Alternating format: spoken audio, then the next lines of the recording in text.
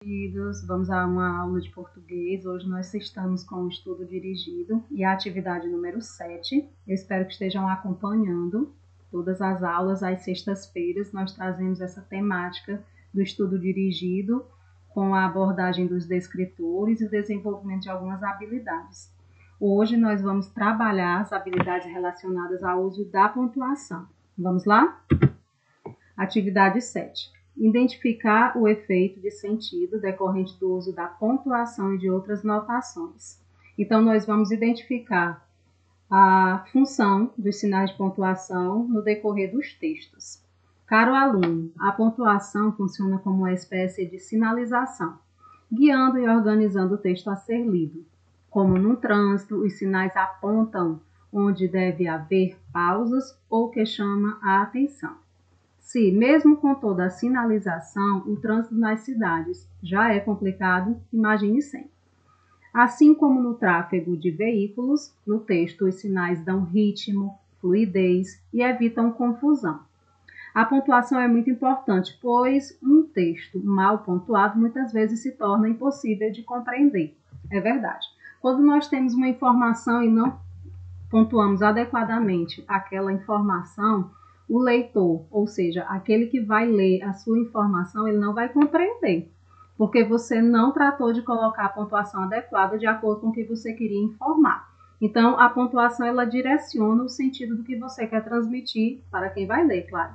Então, vamos lá. Entre os sinais de pontuação mais utilizados estão o ponto, a vírgula, o ponto e vírgula, os dois pontos, o ponto de exclamação, o ponto de interrogação, as reticências, né, que é conhecido como os 3 pontinhos, e as aspas, os parênteses e o travessão. Para ficar mais claro, observe a questão que segue. Os textos, eles estão todos norteados, direcionados exatamente com essa intencionalidade, para que vocês identifiquem a utilização, o sentido dos sinais de pontuações dentro das informações. Então, vamos à leitura do primeiro texto. Por que a adolescência é uma fase tão difícil? Você não é mais criança e ainda não é adulto.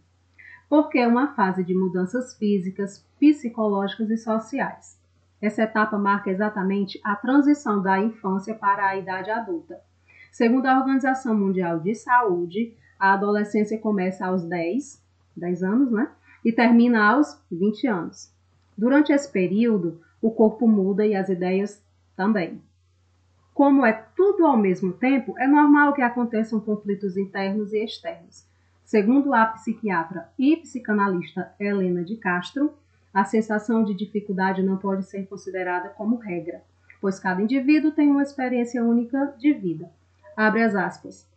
Nas famílias em que há diálogo, conversa, intimidade, carinho e confiança, a adolescência é mais leve, pois o amor entre pais e filhos é a base do amor próprio, da autoestima.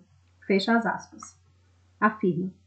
Além disso, vale lembrar que pessoas de classes sociais mais baixas podem ter problemas de adulto nessa fase, que se sobrepõem às questões da adolescência.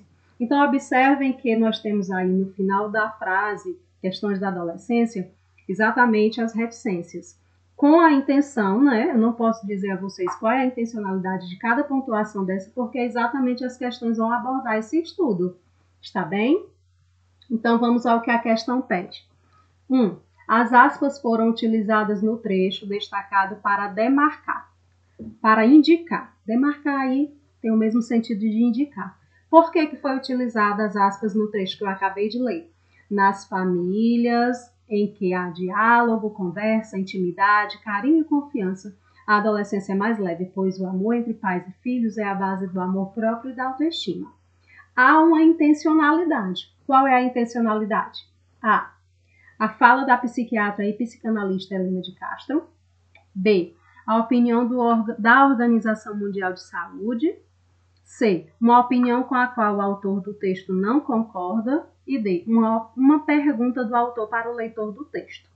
Tranquilamente vocês vão identificar porque já está bem enfatizado até mesmo no texto. Qual é a intencionalidade dessas aspas? Está bem? Vamos à segunda questão, que também traz um texto. Leia o texto abaixo. Aí eu recebo a medalha de ouro, ouro, ouro, ouro. Assim que o juiz pendura a medalha no meu pescoço, eu ergo o braço e ouço a galera batendo palmas e gritando meu nome. Uma homenagem para mim, que marquei o gol decisivo. E uma homenagem para o meu time. Meus colegas de classe me empurram e dão um soquinho nos braços. As meninas estão na primeira filinha acenando, sorrindo. Eu sinto, elas estão loucas por mim.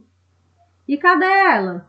Ali, estou vendo. A doce Violeta do 7º A está bem ali no meio das garotas e também sorri para mim.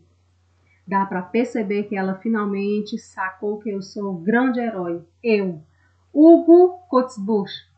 Consegui. Tem aí a fonte de onde foi retirado o texto, está bem? Olha, o que pergunta? No trecho, ouro, ouro, ouro, os pontos de exclamação indicam o quê? A, ansiedade, B, empolgação, C, raiva e D, tristeza. Meus amados, pelo contexto, por todas as informações que foram passadas, né, vocês também já podem deduzir qual é a indicação, qual é o sentimento que se sobressai em relação ao uso desse ponto de exclamação, desses pontos de exclamação, né? Então, vamos à terceira questão. Temos aí uma imagem. Xiii, acabou o protetor solar. Observa que nós temos aí nosso planeta, né? E temos o Sol castigando. Então, olha o que vai aqui perguntar. Nesta charge, o autor usou 3 pontos de exclamação. Logo no início nós observamos, né? Na fala do personagem para reforçar o sentimento de... Qual é o sentimento que sobressai? O ponto de exclamação está enfatizando que... Qual o sentimento? A, afobação. B, indignação. C, preocupação. E D, tranquilidade.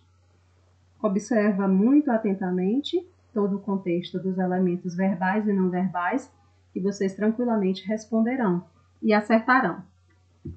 E para concluir nosso pensamento, né, nossa reflexão, como já é de costume, nunca deixe de acreditar. Seja otimista, pois de um dia para o outro a vida se transforma. É verdade. Acreditar sempre, confiar, nunca desistir. Um abraço carinhoso e até a próxima aula.